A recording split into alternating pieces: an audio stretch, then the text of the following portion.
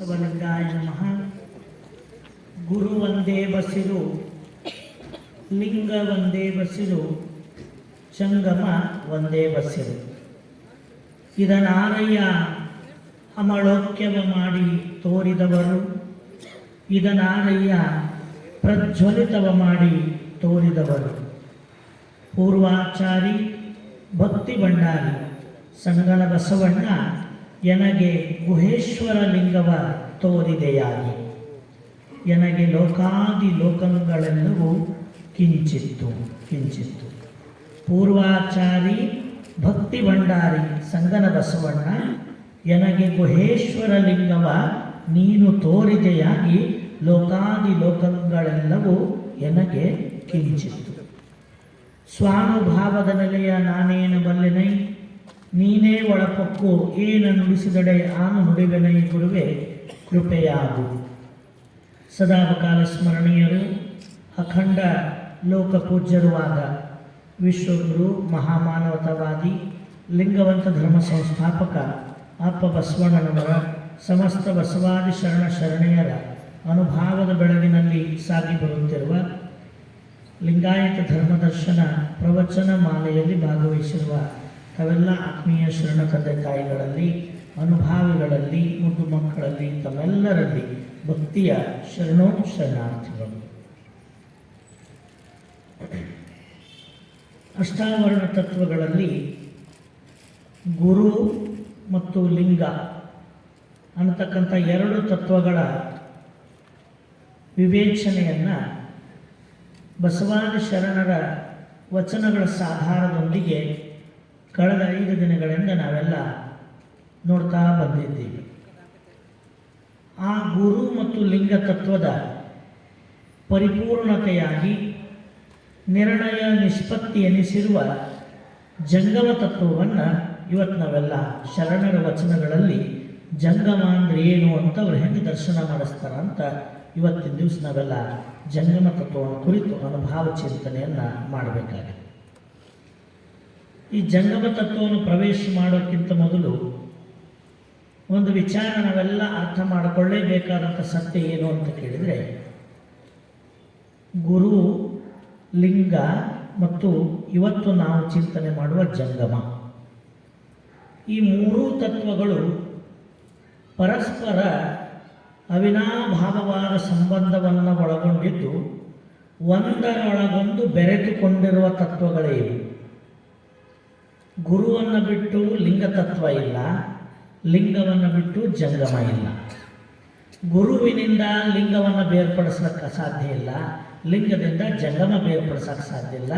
ಗುರು, ಲಿಂಗ, ಜಂಗಮ ಅಂದರೆ ಒಬ್ಬನೇ ಪರಮಾತ್ಮನ 3 ಮುಖಗಳಂತೆ ಗುರು, ಲಿಂಗ, ಜಂಗಮ ತತ್ವಗಳ ಇರುವಿಕೆ ಇದೆ ಅನ್ನತಕ್ಕಂಥದ್ದನ್ನು ನಮ್ಮ ಶರಣರು ನಮಗೆ ಭಾಳ ಸ್ಪಷ್ಟವಾಗಿ ತೋರಿಸಿಕೊಡ್ತಾರೆ.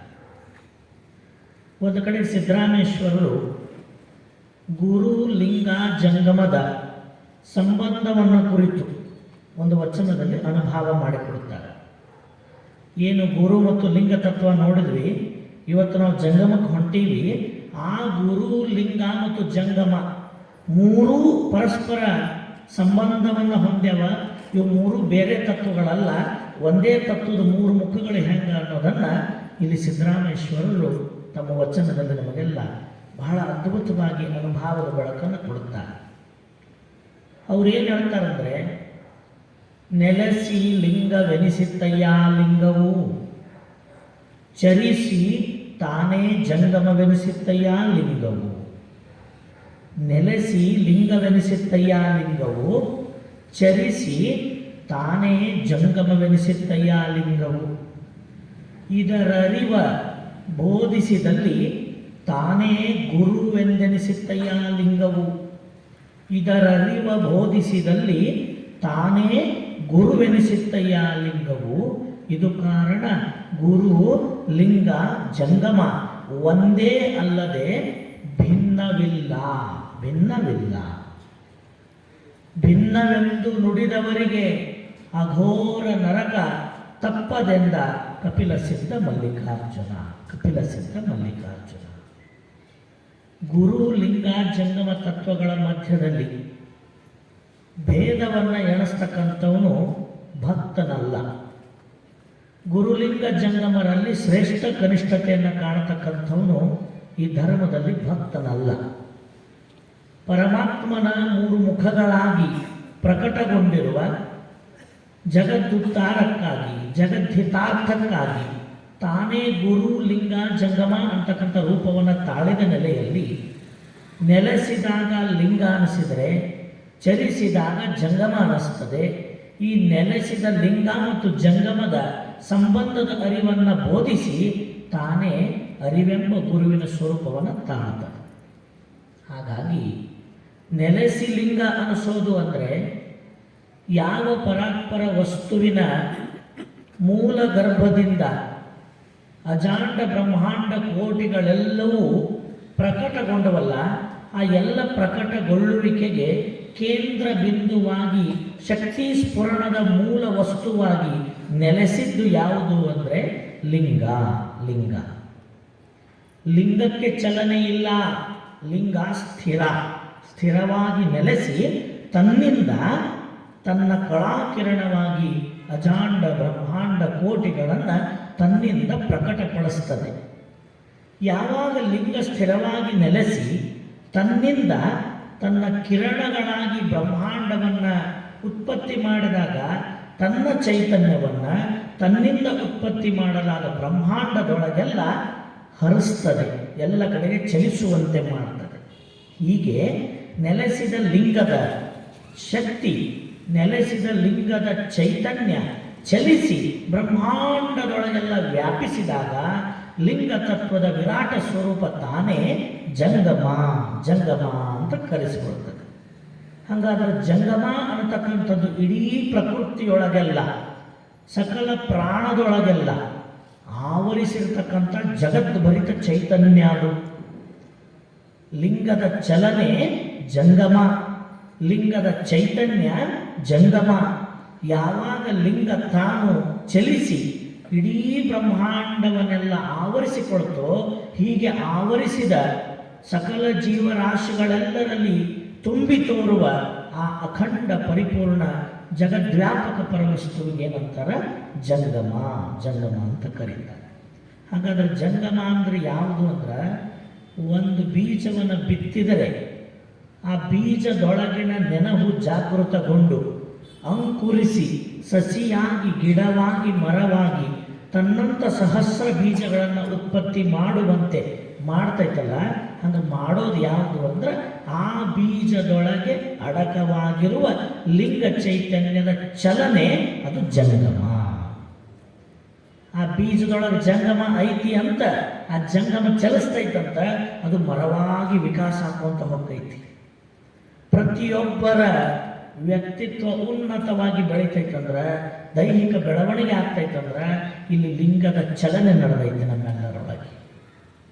ಆ ಒಂದು ಲಿಂಗದ ಚಲನೆಯ ಕಾರಣಕ್ಕಾಗಿ ಇಡೀ ಬ್ರಹ್ಮಾಂಡವೆಲ್ಲವೂ ಚಲನಶೀಲವಾಗಿ ತೋರಾಕತ್ತೈತಿ. ಪೃಥ್ವಿ ಪರಿಭ್ರಮಿಸಾಕತ್ತೈತಿ.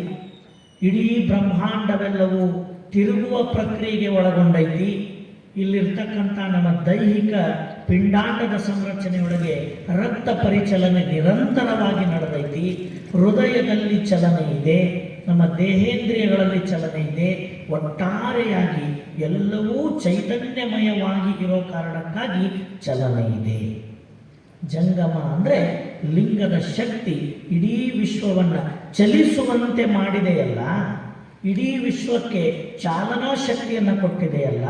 ಈ ವಿಶ್ವದ ತುಂಬೆಲ್ಲ ಯಾವುದು ಚರ ಅಂದರೆ ಚಲಿಸುವಂತೆ ಮಾಡತಕ್ಕಂಥ ಚೈತನ್ಯವಾಗಿದೆಯಲ್ಲ, ಅದಕ್ಕೆ ಏನಂತ ಕರೀತಾರೆ? ಜಂಗಮ ಅಂತ ಕರೀತಾರೆ. ಹಾಗಾದರೆ ಜಂಗಮ ಅಂತಕ್ಕಂಥದ್ದು ಜಗತ್ತಿನ ತುಂಬೆಲ್ಲ ತುಂಬಿರುವಂಥದ್ದು, ನಮ್ಮ ಅಂತರಂಗದೊಳಗೂ ಇರುವಂಥದ್ದು, ಬಹಿರಂಗದೊಳಗೂ ಇರುವಂಥದ್ದು. ಈ ಪ್ರಪಂಚದೊಳಗೆಲ್ಲ ಲಿಂಗದ ಚಲನೆಯಾಗಿ ನಿರಂತರವಾಗಿ ಇರತಕ್ಕಂಥದ್ದೇ ಜಂಗಮ. ಅದಕ್ಕೆ ಅವ್ರು ಏನಂದ್ರು, ಚಲಿಸಿ ಜಂಗಮವೆನಿಸಿತ್ತಯ್ಯ ಲಿಂಗವು, ನೆಲೆಸಿ ಲಿಂಗವೆನಿಸಿತ್ತಯ್ಯ ಲಿಂಗವು. ಅದರರಿವ ಪೇಳಿದಲ್ಲಿ ಬೋಧಿಸಿದಲ್ಲಿ ತಾನೇ ಗುರುವೆನಿಸಿತ್ತಯ್ಯ ಲಿಂಗವು. ಇದು ಕಾರಣ ಗುರು ಲಿಂಗ ಜಂಗಮ ಒಂದೇ ಅಲ್ಲದೆ ಅವು ಭಿನ್ನವಲ್ಲ. ಒಂದೇ ವಸ್ತು ತನ್ನ ಸ್ವಲೀಲೆಗಾಗಿ, ತನ್ನ ಲೀಲಾ ವಿನೋದಕ್ಕಾಗಿ ಒಮ್ಮೆ ಗುರು ಅನಿಸ್ಕೊಂತೈತಿ, ಒಮ್ಮೆ ಲಿಂಗ ಅನಿಸ್ಕೊಂತೈತಿ, ಒಮ್ಮೆ ಜಂಗಮ ಆಗಿ ತೋರ್ತೈತಿ. ಆ ಗುರುಲಿಂಗ ಜಂಗಮ ತಾನು ಪೂಜ್ಯನಾಗಿ ಪೂಜಕ ಲೀಲೆಯಿಂದ ಒಮ್ಮೆ ಭಕ್ತನಾಗಿಯೂ ತೋರ್ತೈತಿ. ಭಕ್ತನಾಗಿ ಪೂಜಿಸ್ತೈತಿ, ಗುರುಲಿಂಗ ಜಂಗಮವಾಗಿ ಪೂಜೆಗೊಳ್ತೈತಿ. ಹಂಗಾರೆ ಪೂಜಿಸುವುದೂ ಪರವಸ್ತುವೆ, ಪೂಜೆಗೊಂಬುದೂ ಪರವಸ್ತುವೆ. ಗುರು ಲಿಂಗ ಜಂಗಮ ಭಕ್ತ ಇದು ಲಿಂಗಯ್ಯನ ಲೀಲೆಯಿಂದ ತಾನೇ ತೋರಿಗೊಂಡ ಸ್ವರೂಪಗಳೇ ಹೊರತು ಇವು ಭಿನ್ನ ಭಿನ್ನ ಭಿನ್ನ ತತ್ವಗಳಲ್ಲ ಅಂತಕ್ಕಂಥ ಸ್ಪಷ್ಟತೆಯನ್ನು ಗುರು ಲಿಂಗ ಜಂಗಮ ಅನ್ನೋ 3 ತತ್ವಗಳ ನೆಲೆಯಲ್ಲಿ ನಾವು ಕಂಡುಕೊಳ್ಬೇಕಾಗ್ತದೆ. ಹಾಗಾಗಿ ನಾವು 3 ಸಲ ನೋಡಿವಂದ್ರೆ ಇವು ಬೇರೆ ತತ್ವಗಳಲ್ಲ, ಒಂದೇ ವಸ್ತುವಿನ 3 ಸ್ಥಿತಿಗಳಿವು. ಒಂದೇ ಪರಮಾತ್ಮನ ಒಂದು ಗುರುವಿನ ಸ್ಥಿತಿ, ಒಂದು ಲಿಂಗದ ಸ್ಥಿತಿ, ಒಂದು ಜಂಗಮದ ಸ್ಥಿತಿ ಅಷ್ಟೇ, ಆದರೂ ಬೇರೆ ಅಲ್ಲ. ಹಾಗಾದರೆ ಇಂಥಪ್ಪ ಅರಿವನ್ನು ಪರಿಪೂರ್ಣವಾಗಿ ಅಂತರಂಗದಲ್ಲಿ ಗಟ್ಟಿಗೊಳಿಸಿಕೊಂಡು ಆ ಅರಿವನ್ನೇ ಬಹಿರಂಗದ ಆಚಾರದಲ್ಲಿ ಅಳವಡಿಸಿಕೊಂಡು ಶುದ್ಧ ಕ್ರಿಯಾದಿಗಳನ್ನು ಮಾಡ್ತಾ ಆ ಅರಿವು ಮತ್ತು ಆಚಾರಗಳ ಅನುಸಂಧಾನದಲ್ಲಿ ತಾನು ಸ್ವಾನುಭಾವದ ನೆಲೆಯನ್ನು ಕಂಡುಕೊಂಡಿರ್ತಕ್ಕಂಥ ಯಾವ ಸದ್ಭಕ್ತ ಶರಣನಿದ್ದಾನೋ ಅವನಲ್ಲಿ ಆ ಅನುಭಾವವೆಂಬ ಜಂಗಮ ಉತ್ಪತ್ತಿಯಾದ ಕಾರಣ, ಅನುಭಾವ ತತ್ವ ಪ್ರಕಟಗೊಂಡ ಕಾರಣ ಆ ಒಂದು ವ್ಯಕ್ತಿತ್ವ, ಆ ಶರಣನಿಗೆ ಏನಂತ ಕರೀತಾರೆ? ವಿಶೇಷ ಅನುಭಾವಿ ಜಂಗಮ ಅಂತ ಕರೀತಾರೆ. ಯಾರು ಜಂಗಮ?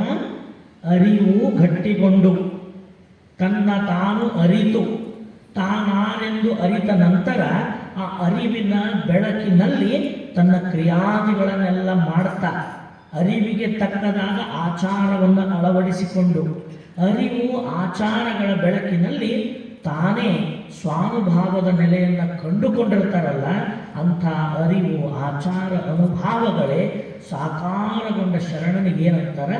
ವಿಶೇಷ ಅನುಭಾವ ಜ್ಞಾನಿ ಜಂಗಮ ಅಂತ ಕರೀತಾರೆ. ಈ ಅರಿವು ಆಚಾರ ಅನುಭಾವಗಳೇ ಜಂಗಮ ತತ್ವದ 3 ಮುಖ್ಯವಾದ ಸ್ತಂಭಗಳು. ಅರಿವು ಆಚಾರ ಅನುಭಾವ ಇಲ್ಲ ಅಂದ್ರೆ ಅದು ಜಂಗಮ ಅಲ್ಲ ಅನ್ನೋ ಸ್ಪಷ್ಟತೆಯನ್ನು ನಮ್ಮ ಶರಣರು ನಮಗೆ ಕೊಡುತ್ತಾರೆ. ಜಂಗಮ ಅನ್ನತಕ್ಕಂಥದ್ದು ಜಾತಿ ಅಲ್ಲ, ಗುರುತ್ವ ಅಂತಕ್ಕಂಥದ್ದು ಕುಲ ಅಲ್ಲ. ಅರಿವು ಗಟ್ಟಿಗೊಂಡದ್ದು ಗುರುವಾದರೆ ಅರಿವು ಆಚಾರ ಅನುಭಾವ ಅಳವಡಿಸಿಕೊಂಡ ಪರಿಪೂರ್ಣ ನಿಷ್ಪತ್ತಿಗೊಂಡ ಶರಣನ ವ್ಯಕ್ತಿತ್ವವೇ ಜಂಗಮ ತತ್ವ. ಹಾಗಾಗಿ ಜಂಗಮ ಅನ್ನತಕ್ಕಂಥದ್ದು ವ್ಯಕ್ತಿವಾಚಕವಲ್ಲ, ಅದು ತತ್ವವಾಚಕ. ಆ ತತ್ವ ಯಾವ ಶರಣನಲ್ಲಿ ವ್ಯಕ್ತಗೊಳ್ತೈತೋ ಅದು ನೀನು ಯಾರಾದರೂ ಆಗಿರು, ನಿನ್ನಲ್ಲಿ ಆ ತತ್ವ ವ್ಯಕ್ತಗೊಂಡ್ರೆ ನೀನು ಜಂಗಮ. ಆ ತತ್ವವೇ ಆ ಶರಣನನ್ನು ಜಂಗಮ ಸ್ಥಳಕ್ಕೆ ಏರಿಸ್ತಕ್ಕಂಥದ್ದು. ಜಂಗಮದ ಯೋಗ್ಯತೆಯನ್ನು ಕೊಡ್ತಕ್ಕಂಥದ್ದು ಯಾವುದು ಅಂದರೆ ಅರಿವು, ಆಚಾರ ಮತ್ತು ಅನುಭಾವವೆಂಬ ತತ್ವಗಳು. ಹಾಗಾದರೆ ಇಂಥಪ್ಪ ಅರಿವು, ಆಚಾರ, ಅನುಭಾವಗಳನ್ನು ಅಳವಡಿಸಿಕೊಂಡ ಆ ಜಂಗಮದ ನೆಲೆ, ಜಂಗಮದ ನಿಲುವು ಹೆಂಗಿರ್ತೈತಿ? ಹೆಂಗದನಪ್ಪ ಆ ಜಂಗಮ? ಏನದನ್ನಂದ್ರೆ ಅಂತ ಕೇಳಿದರೆ, ಹೇಗೆ ಲಿಂಗ ತತ್ವವನ್ನು ವಿವೇಚನೆ ಮಾಡುವಾಗ ಚನ್ನಬಸವಣ್ಣನವರು ಲಿಕಾರ ಅಂದ್ರೇನು, ಬಿಂದು ಅಂದ್ರೇನು, ಗಕಾರ ಅಂದ್ರೇನು ಅಂತ ಬಿಡಿಸಿ ಹೇಳಿದ್ರಲ್ಲ, ಹಾಗೆ ನಮ್ಮ ಅನುಭವ ಮಂಟಪದ ಒಂದು ದೊಡ್ಡ ಶರಣರು ಕೋಲ ಶಾಂತಯ್ಯನವರು ಅಂತ ಆಗೋಗ. ಆ ಕೋಲ ಶಾಂತಯ್ಯ ಅಂತಕ್ಕಂಥ ಶರಣರು ಜಂಗಮ ಅಂದ್ರೇನು ಅಂತ ಜಂಗಮದ ಆ ತತ್ವದ ವಿಸ್ತಾರವನ್ನು ತಮ್ಮ ಅನುಭವದೊಳಗೆ ತೋರಿಸಿಕೊಟ್ಟ.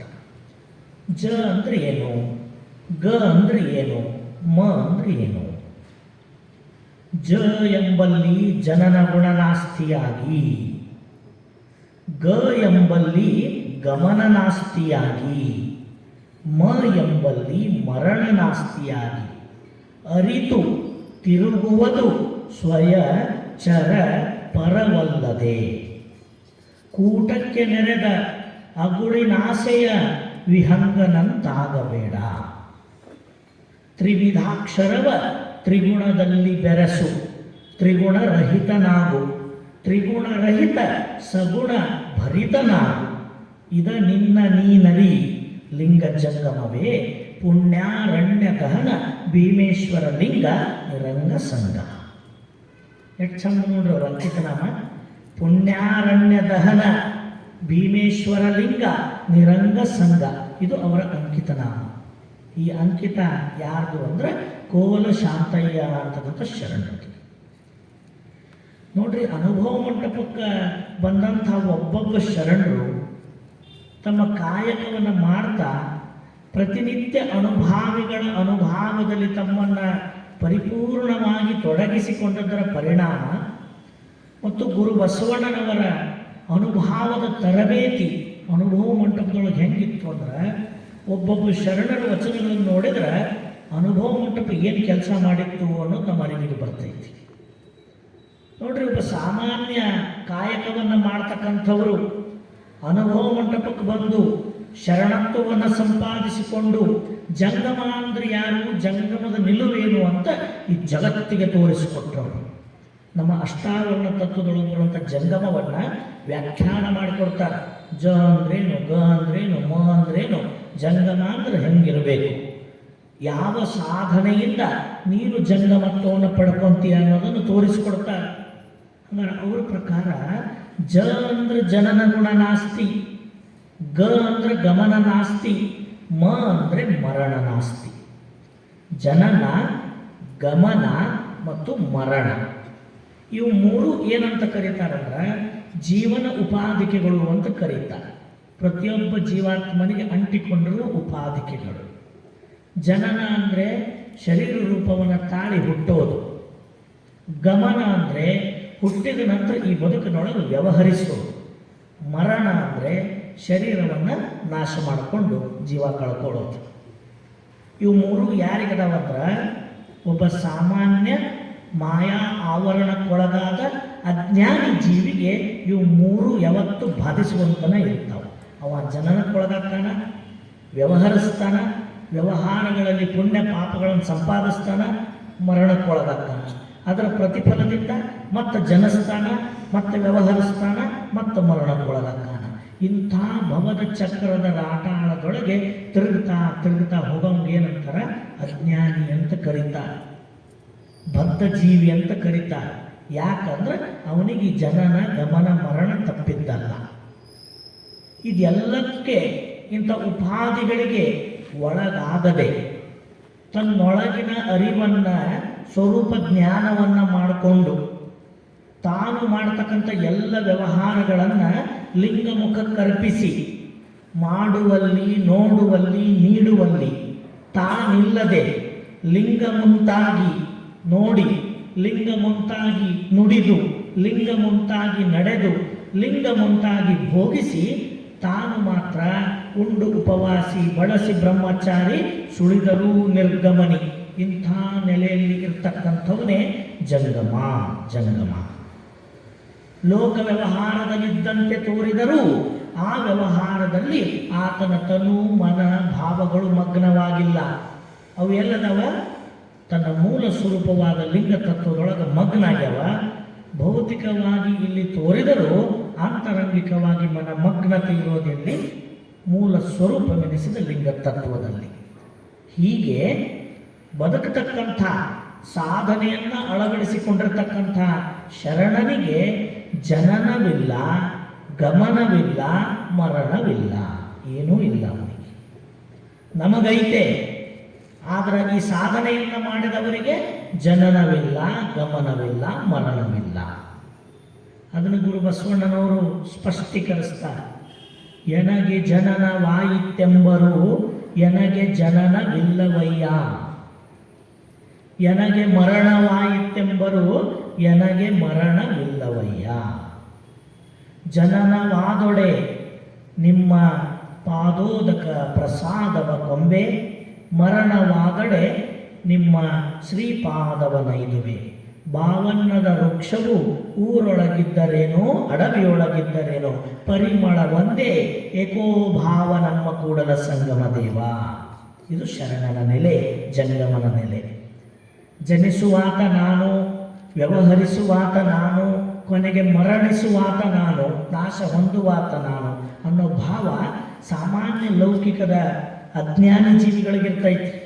ಇದನ್ನು ಕಳ್ಕೊಂಡವನೇ ಜಂಗಮ, ಅದರೊಳಗೆ ಸುತ್ತುವವ ಜಂಗಮ ಅಲ್ಲ.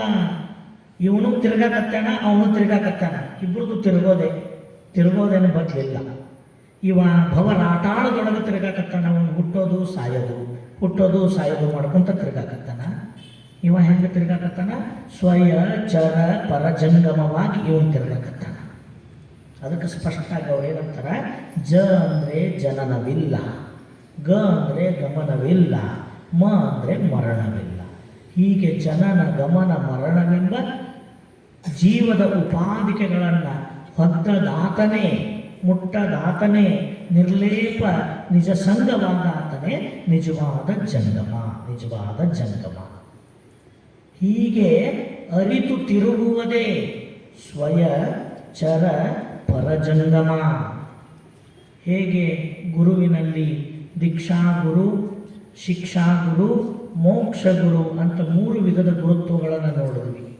ಲಿಂಗದೊಳಗೆ ಇಷ್ಟಲಿಂಗ, ಪ್ರಾಣಲಿಂಗ, ಭಾವಲಿಂಗ ಅಂತ ಲಿಂಗತ್ರಯಗಳನ್ನು ನೋಡಿದ್ವಿ. ಹಾಗೆ ಈ ಜಂಗಮ ತತ್ವದೊಳಗೂ ಕೂಡ ಸ್ವಯ ಜಂಗಮ, ಚರ ಜಂಗಮ, ಪರಜಂಗಮ ಅನ್ನತಕ್ಕಂಥ 3 ವಿಧದ ಜಂಗಮ ತತ್ವಗಳು ನಮ್ಮ ಲಿಂಗವಂತ ಧರ್ಮದೊಳಗೆ ಅದಾವ.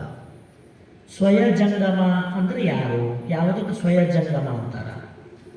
ಈ ಅರಿವು, ಆಚಾರ, ಅನುಭಾವಗಳ ಸಿದ್ಧಿಯನ್ನು ಪರಿಪೂರ್ಣವಾಗಿ ಸಾಧಿಸಿಕೊಂಡು ಮಲತ್ರಯ ರಹಿತನಾಗಿ ಸರ್ವತ್ರ ಸ್ವತಂತ್ರನಾಗಿ ತಾನಿದ್ದ ಸ್ಥಳದಲ್ಲಿಯೇ ನೆಲೆಸಿ ತನ್ನ ನಂಬಿ ಬಂದಿರತಕ್ಕಂಥ ಭಕ್ತರನ್ನು ತನ್ನ ಜಂಗಮದ ಅನುಭಾವವನ್ನು ನಿರಪೇಕ್ಷ ಭಾವದಿಂದ ಧಾರೆ ಎರೆದು ಅವರನ್ನು ಉದ್ಧರಿಸುವಾತನೇ ಸ್ವಯ ಜಂಗಮ.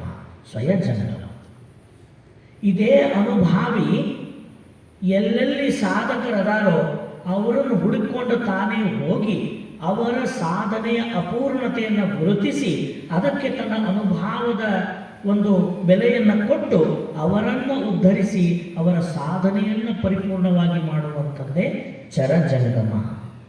ಇನ್ನು ಪರಜಂಗಮ ಅಂದರೆ ಅದೇ ಜಂಗಮ ತತ್ವ, ಲಿಂಗಾಂಗ ಸಾಮರಸ್ಯವನ್ನು ಪರಿಪೂರ್ಣವಾಗಿ ಅಳವಡಿಸಿಕೊಂಡು ತನ್ನ ನಂಬಿ ಬಂದ ಭಕ್ತನನ್ನು ತನ್ನಂತೆ ಮಾಡಿಕೊಳ್ಳೋದೈತಲ್ಲ, ಜಂಗಮವಾಗಿ ರೂಪಿಸೋದೈತಲ್ಲ, ಅದು ಪರಜಂಗಮ. ಹೀಗೆ ಸ್ವಯಜಂಗಮ, ಚರಜಂಗಮ, ಪರಜಂಗಮ ಅಂದರೆ ಇವು 3 ತತ್ವಗಳಲ್ಲ, ಒಂದೇ ಜಂಗಮ ತತ್ವ. ತಾನು ಮಾಡುವ ಕಾರ್ಯದ ಆಧಾರದ ಮೇಲೆ ಒಮ್ಮೆ ಸ್ವಯ ಅನ್ನಿಸ್ತು, ಒಮ್ಮೆ ಚರ ಅನ್ನಿಸ್ತು, ಒಮ್ಮೆ ಪರ ಅನ್ನಿಸ್ತು. ಅಲ್ಲಮ ಪ್ರಭುದೇವರು ಹೆಂಗಿದ್ರು ಅಂದರೆ ಚರಜಂಗಮರಾಗಿದ್ದರು. ಇಡೀ ದೇಶವನ್ನು ಸುತ್ತಿ ಎಲ್ಲೆಲ್ಲಿ ಸಾಧಕರಿದ್ರೋ ಅವರಲ್ಲಿಗೆ ತಾವೇ ಹೋಗಿ ಅವರ ಸಾಧನೆಯ ಅಪೂರ್ಣತೆಯನ್ನು ಮನಗಂಡು ಬಸವಾದಿ ಶರಣರ ಶಿವಯೋಗದ ಸಂಪತ್ತನ್ನು ಅವರಿಗೆ ಧಾರೆ ಎರೆದು ಅವರ ಸಾಧನೆಯನ್ನು ಪರಿಪೂರ್ಣಗೊಳಿಸಿ ಅವರನ್ನು ಅನುಭವ ಮಂಟಪಕ್ಕೆ ಕರ್ಕೊಂಬರೋ ಕೆಲಸ ಮಾಡಿದ್ರಲ್ಲ, ಇದು ಚರಜಂಗಮ. ಅಲ್ಲಮ ಪ್ರಭುದೇವರು ಚರಜಂಗಮರಾಗಿ ಮಾಡಿದ ಕಾರ್ಯ ಇದು. ಹೀಗೆ ಯಾರೇ ಆಗಲಿ ತಾವು ಮೊದಲು ತತ್ವವನ್ನು ಪರಿಪೂರ್ಣವಾಗಿ ತಿಳಿದುಕೊಂಡು ಕೇವಲ ತಿಳಿದರೆ ಸಾಲದು, ತಿಳಿದ ತತ್ವದಂತೆ ಬದ್ಧತೆಯಿಂದ ಬದುಕಿ ಪ್ರಾಮಾಣಿಕವಾಗಿ ಅದನ್ನು ಕಾರ್ಯರೂಪಕ್ಕೆ ತರತಕ್ಕಂಥ ಯಾರೇ ಆಗಿರಲಿ, ತಾವು ಕಂಡುಕೊಂಡ ಆ ಸಮ್ಯಕ್ ಜ್ಞಾನ ಮತ್ತು ಸತ್ಕ್ರಿಯಾಚರಣೆಗಳನ್ನು ಚರಿಸಿ ಎಲ್ಲೆಡೆಗೆ ಸಂಚರಿಸಿ ಆ ತತ್ವವನ್ನು ಇತರರಿಗೆ ಮುಟ್ಟಿಸ್ತಕ್ಕಂಥ ಕಾರ್ಯವನ್ನು ಮಾಡಿದವರೆಲ್ಲ ಚರಜಂಗಮ ಚೇತನರು, ಚರಜಂಗಮರು. ಇದಕ್ಕೆ ಇದೇ ಜಾತಿಯವರು ಇರಬೇಕು, ಈ ಧರ್ಮದವರು ಇರಬೇಕು, ಇಂಥ ಮಂತಂದವರೇ ಇರಬೇಕು, ಇಂಥ ಯಾವ ಕಟ್ಟುಗಳು ಇಲ್ಲ. ನೀನು ಯಾರಾದರೂ ಆಗಿರು, ಗುರು ದೀಕ್ಷಾ ಸಂಪನ್ನನಾಗಿ ಗುರು ತೋರಿದ ಪಥದಲ್ಲಿ ನಡೆದು ಆ ಪಥವನ್ನೇ ನಿನ್ನ ಬದುಕಿನ ಬಾಳ ಪಥವಾಗಿ ಸ್ವೀಕರಿಸಿ ನೀನು ಕಂಡುಕೊಂಡ ಆ ತತ್ವವನ್ನು ಇತರರೂ ಕಾಣುವಂತೆ ನೀನು ಇತರರಿಗೆಲ್ಲ ತತ್ವಬೋಧೆಯನ್ನು ಮಾಡಿದರೆ ನೀನು ಯಾರಾದರೂ ಆಗಿರೋ ನೀನು ಜಂಗಮನೆ. ಹೀಗಲ್ಲದೆ ಈ ಒಂದು ಪಥವನ್ನರಿಯದೆ ಯಾವ ರೀತಿಯಾಗಿ ಕೂಟಕ್ಕೆ ನೆರೆದ ಅಗುಳಾಸೆಯ ವಿಹಂಗನಂತಾಗಬೇಡ. ಒಂದಿಷ್ಟು ಕೂಡಿಕೊಂಡು ಕೂಟಕ್ಕೆ ನೆರೆದ ವಿಹಂಗ ಅಂದ್ರೇನ್ರಿ? ಪಕ್ಷಿ. ಅದು ಅಗುಳ ಆಸೆಗೆ ಬಿದ್ದು ತಿರುಗ್ತಿರ್ತೈತಲ್ಲ, ಹಂಗೆ ನೀನು ಅಗುಳ ಆಸೆಗೆ ತಿರುಗಿದ್ರೆ ನೀನು ಜಂಗಮನಲ್ಲ. ಯಾವುದೇ ಬೇಡಿಕೆಗಳನ್ನು ಇಟ್ಟುಕೊಂಡು ತಿರುಗಿದ್ರೆ ಜಂಗಮನಲ್ಲ. ನಾನು ತತ್ವ ಹೇಳ್ತೀನಿ, ಬೋಧೆ ಮಾಡ್ತೀನಿ, ನನಗಿಷ್ಟು ಕೊಡ್ರಿ, ನೀವು ನಮ್ಮ ಶಿಶು ಮಕ್ಕಳು, ನಾವು ನಿಮ್ಮ ಮನೆ ಗುರುಗಳು, ನನಗೆ ವರ್ಷಕ್ಕಿಷ್ಟು ದವಸ ಧಾನ್ಯ ಕೊಡ್ರಿ, ರೊಕ್ಕ ರೂಪಾಯಿ ಕೊಡ್ರಿ ಅಂತ ಪಟ್ಟಿ ಹಿಡ್ಕೊಂಡು ಅಡ್ಡಾಡಿದಪ್ಪ ಅಂದ್ರೆ ನೀನು ಗುರು ಅಲ್ಲ, ನೀನು ಜಂಗಮನಲ್ಲ. ಮತ್ತು ನೀನು ಯಾರು? ಕೂಟಕ್ಕೆ ನೆರೆದ ಅಗುಳಾಸೆಯ ವಿಹಂಗನಂತೆ ತಿರುಗುವ ಅಜ್ಞಾನಿ ಅಷ್ಟೇ. ತತ್ವ ಇಲ್ಲ, ಜ್ಞಾನ ಇಲ್ಲ, ನಿನ್ನ ನಂಬಿ ಬಂದವರನ್ನು ಉದ್ಧರಿಸುವ ಶಕ್ತಿ ಇಲ್ಲ. ಇದೇನೂ ಇಲ್ಲ ಅಂದ್ರೆ ಅದು ಜಂಗಮ ತತ್ವ ಅಲ್ಲ, ಅದು ಜಂಗಮ ತತ್ವ ಅಲ್ಲ. ಇದನ್ನು ಭಾಳ ಮುಖ್ಯವಾಗಿ ನಾವು ಗಮನಿಸಬೇಕು. ನಿಜವಾದ ಜಂಗಮ ನಮ್ಮಿಂದ ಏನನ್ನೂ ಅಪೇಕ್ಷೆ ಮಾಡಬಾರ್ದು. ತತ್ವಾರ್ಥ ಬೋಧೆಯನ್ನು ಮಾಡುವಾಗ ತನ್ನ ನಂಬಿ ಬಂದ ಸದ್ಭಕ್ತರಿಂದ ಒಂದು ಕೂದಲೆಳೆಯನ್ನು ಅಪೇಕ್ಷೆ ಮಾಡದೆ, ಯಾರಿಂದಲೂ ಏನನ್ನೂ ಅಪೇಕ್ಷೆ ಮಾಡದೆ, ನಿರಪೇಕ್ಷ ಭಾವದಿಂದ ತಾನು ಪರವಸ್ತುವಿನಿಂದ ಕಂಡುಕೊಂಡ ಲಿಂಗಾನುಭಾವವನ್ನು ಅದೇ ರೀತಿಯಾಗಿ ತಾನು ದಾಸೋಹ ಮಾಡ್ತಕ್ಕಂಥದ್ದು ಜಂಗಮ ತತ್ವವೇ ಹೊರತು ಕಾಡಿ ಬೇಡಿ ತತ್ವವನ್ನು ಕೊಡ್ತಕ್ಕಂಥದ್ದು ಜಂಗಮ ಅಲ್ಲ, ಅದು ತತ್ವವೂ ಅಲ್ಲ. ಅದಕ್ಕೆ ಅವ್ರು ಎಂಥ ಎಚ್ಚರಿಕೆ ಕೊಡ್ತಾರಂದ್ರೆ, ಜನನ ಗಮನ ಮರಣ ನಾಸ್ತಿ ಮಾಡಿಕೊಳ್ಳೋದು ಅಂದ್ರೆ ಸಾಧಕನಾಗೋದು. ಸಾಧನೆ ಅನ್ನೋದು ಅಳವಡದೆ ಹೋದ್ರೆ ನೀನು ಹೆಂಗೆ ಜಂಗಮ ಆಕ್ತೀಯ? ನಿನ್ನೊಳಗದು ಸಾಧನೆಯ ತಾಕತ್ತಿರಬೇಕು, ಶಿವಯೋಗದ ನೆಲೆಯನ್ನು ಕಂಡುಕೊಂಡಿರಬೇಕು. ಅದೇನೂ ಇಲ್ಲದೆ ನಾನು ಹಾಗೆ ಜಂಗಮ ಅಂದ್ರೆ ನೀನು ಹಾಗೆ ಜಂಗಮ ಅಲ್ಲ. ಕೂಟಕ್ಕೆ ನೆರೆದ ಅಗುಳಿನ ಆಸೆಗೆ ತಿರುಗುವ ಪಕ್ಷಿಯಂತೆ ನೀನು ತಿರುಗಕತ್ತಿ ಅಷ್ಟೇ ಹೊರತು ನೀನು ನಿಜ ಜಂಗಮನಲ್ಲ. ಅದಕ್ಕೆ ಅವರು ನೀನು ಹಂಗೆ ನಿಜ ಜಂಗಮ ಆಗ್ಬೇಕಂದ್ರೆ ಏನಾಗಬೇಕು? ತತ್ವ ಕೊಡ್ತಾರವರು. ತ್ರಿವಿಧಾಕ್ಷರವ ತ್ರಿಗುಣದಲ್ಲಿ ಬೆರೆಸು, ತ್ರಿಗುಣರಹಿತನಾಗು, ಸಗುಣ ಭರಿತನಾಗು, ಇದ ನಿನ್ನ ನೀನರಿ, ಲಿಂಗ ಜಂಗಮವೇ ನೀನಾಗು, ಪುಣ್ಯಾರಣ್ಯ ದಹನ ಭೀಮೇಶ್ವರ ಲಿಂಗ ನಿರಂಗ ಸಂಗ. ತ್ರಿವಿಧಾಕ್ಷರವ ತ್ರಿವಿಧ ಗುಣದಲ್ಲಿ ಬೆರೆಸು.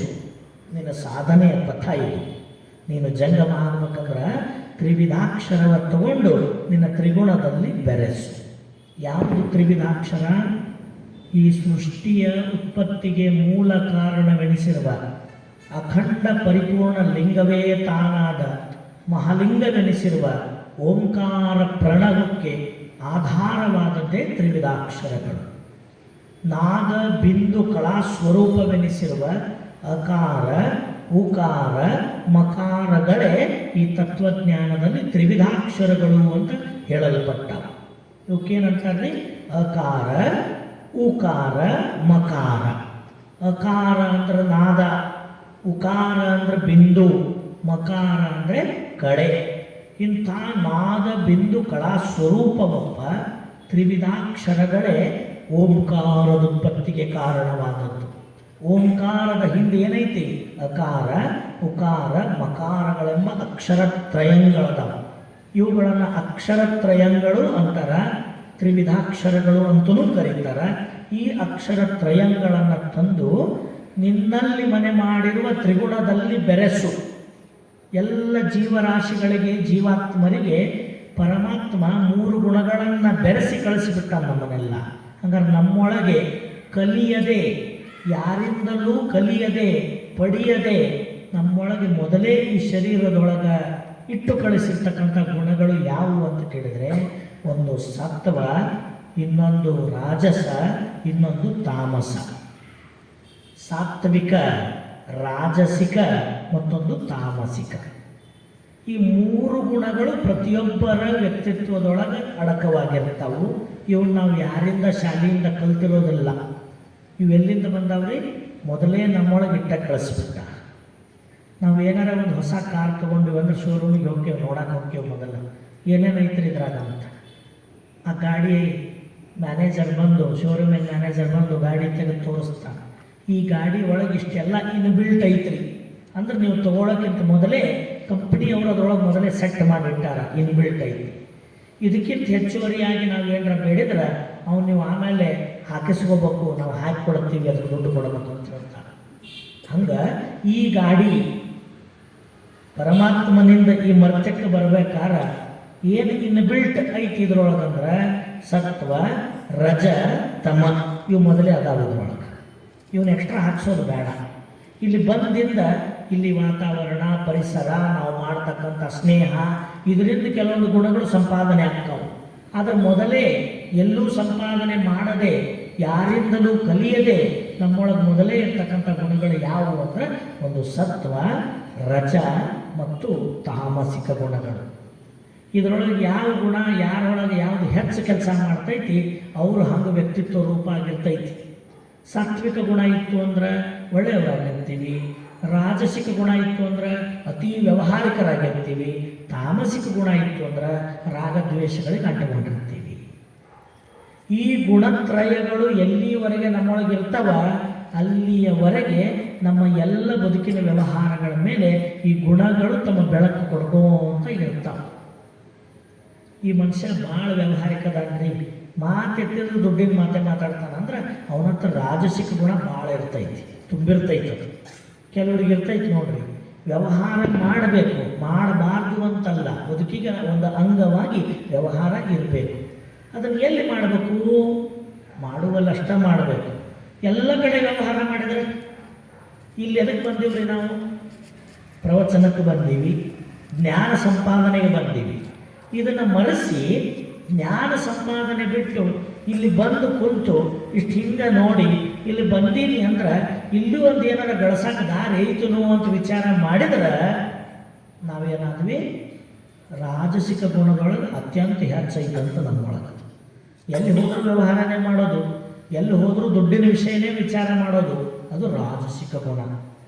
ಇನ್ನೊಂದು ಐತೆ ನೋಡ್ರಿ ಕೊನೆಯದು ತಾಮಸಿಕ ಗುಣ. ಅದಿತ್ತು ಅಂದ್ರೆ ಕುಟುಂಬದೊಳಗೆ ಕಲಹಗಳಾಗ್ತಾವೆ. ಯಾಕ? ರಾಗದ್ವೇಷಗಳು, ಬಯಕೆಗಳು, ದ್ವೇಷಗಳು, ಪರಸ್ಪರ ಮಾತ್ಸರ್ಯ, ಅಸೂಯೆ ನಮ್ಮನ್ನು ಮತ್ತಷ್ಟು ಕುತ್ಸಿತರನ್ನಾಗಿ ಮಾಡ್ತಕ್ಕಂಥ ಮನೋಭಾವನೆಗಳನ್ನು ಮತ್ತಷ್ಟು ಕೆಳಕ್ಕೆ ನುಗ್ತಕ್ಕಂಥ ಕೆಲಸ ಯಾವುದು ಮಾಡ್ತೈತಿ? ನಮ್ಮೊಳಗಿರ್ತಕ್ಕಂಥ ತಾಮಸಿಕ ಗುಣ ಮಾಡ್ತೈತಿ. ಎಲ್ಲಿ ತಾಮಸ ಗುಣ ಹೆಚ್ಚಿರ್ತೈತಿ ಅಲ್ಲಿ ಆ ವ್ಯಕ್ತಿ ಅಜ್ಞಾನವಶಕ್ಕೊಳಗಾಗಿ ಯಾರಿಗೂ ಬೇಡ ಅನ್ನಿಸ್ತಿರ್ತಾನೆ. ಹಾಗಾದ್ರೆ ಈ ಗುಣಗಳು ಏನು ಮಾಡಕತ್ತಾವ? ನಮ್ಮ ವ್ಯಕ್ತಿತ್ವವನ್ನು ನಿರ್ಧಾರ ಮಾಡ್ತಿರ್ತಾವೆ. ಈ ವ್ಯಕ್ತಿತ್ವಗಳನ್ನು, ಈ ಗುಣಗಳನ್ನು ತನ್ನೊಳಗೆ ಇನ್ನೂ ಇಟ್ಕೊಂಡಿದ್ದಪ್ಪ ಅಂದ್ರೆ ನೀ ಜಂಗಮ ಆಗೋದಿಲ್ಲ. ಜಂಗಮ ಅಂದ್ರೆ ಈ ಗುಣಗಳು ರಹಿತವಾದದ್ದು ಜಂಗಮ. ಪರಮಾತ್ಮ ಹೆಂಗದನ? ಅವನೊಳಗ ಈ ಗುಣತ್ರಯಗಳೇ ಇಲ್ಲ. ಪರಮಾತ್ಮ ಗುಣರಹಿತವಾಗಿ ನಿರ್ಗುಣ ಸ್ವರೂಪನಾಗಿದ್ದಾನ. ಆ ಪರಮಾತ್ಮನ ನಿರ್ಗುಣ ತತ್ವವನ್ನು ನಿನ್ನ ವ್ಯಕ್ತಿತ್ವದೊಳಗೆ ಅಳವಡಿಸ್ಕೋಬೇಕಾದ್ರೆ ನೀನೇನು ಮಾಡಬೇಕು? ಅಕಾರ ಉಕಾರ ಮಕಾರಗಳ ಮಂತ್ರಶಕ್ತಿಯ ಬಲವನ್ನು ನಿನ್ನೊಳಗಿರೋ ತ್ರಿಗುಣದಲ್ಲಿ ಭರಿಸಿ ಆ ತ್ರಿಗುಣಗಳನ್ನು ನೀನು ನಿವಾರಣೆ ಮಾಡಿಕೋ. ನಿನ್ನೊಳಗೆ ಓಂಕಾರ ತತ್ವದ ಶಕ್ತಿಯನ್ನು ಬಲಿಸು. ಅದರ ಪರಿಣಾಮ ನಿನ್ನೊಳಗೆ ಮಂತ್ರಶಕ್ತಿಯಿಂದ ಈ ತ್ರಿಗುಣಗಳು ನಾಶಕ್ಕವ. ನೀನೇನಕ್ಕಿಯ? ಸದ್ಗುಣ ಭರಿತನಾಕ್ಕಿಯ, ಲಿಂಗಗುಣ ಭರಿತನಾಕ್ಕಿಯ, ಅಂಗದ ಜೀವಗುಣಗಳು ನಿವಾರಣೆ ಆಗ್ತವೆ. ಹೀಗಾದಾಗ ಮಾತ್ರ ನಿನ್ನ ನೀನರಿಲಿಕ್ಕೆ ಸಾಧ್ಯ, ನೀನೇ ಲಿಂಗ ಜಂಗಮವಾಗಲಿಕ್ಕೆ ಸಾಧ್ಯ ಅನ್ನೋದನ್ನು ಇಲ್ಲಿ ಕೋಲ ಶಾಂತಯ್ಯ ಶರಣರು ಜಂಗಮದ ನಿಜವಾದ ಅರ್ಥ ಏನು ಅನ್ನೋದನ್ನು ಈ ವಚನದ ಮುಖಾಂತರವಾಗಿ ನಮಗೆಲ್ಲ ತೋರಿಸಿಕೊಟ್ಟರು. ಇನ್ನು ಮುಂದುವರೆದು ಸಿದ್ದರಾಮೇಶ್ವರರು ಒಂದು ಕಡೆಗೆ ಜಂಗಮದ ವ್ಯಕ್ತಿತ್ವದ ಒಂದೊಂದು ಗುಣಗಳನ್ನು, ಜಂಗಮ ಅಂದ್ರೆ ಏನೆಲ್ಲವನ್ನು ಒಳಗೊಂಡದ್ದು ಜಂಗಮ, ಜಂಗಮವಾಗಿ ಚರಿಸಿ ಜಂಗಮವಾಗಿ ಪ್ರಪಂಚದ ತುಂಬೆಲ್ಲ ವ್ಯಾಪಿಸಿ ಹೇಗೆ ತೋರಿ ಬರ್ತದೆ ಆ ತತ್ವ, ಪ್ರಪಂಚದೊಳಗೆಲ್ಲ ಜಂಗಮ ಹೆಂಗಿರ್ತೈತಿ, ಏನೇ ಆದರೂ ಜಂಗಮದಲ್ಲಿ ವ್ಯತ್ಯಾಸಗಳಾಗೋದಿಲ್ಲ.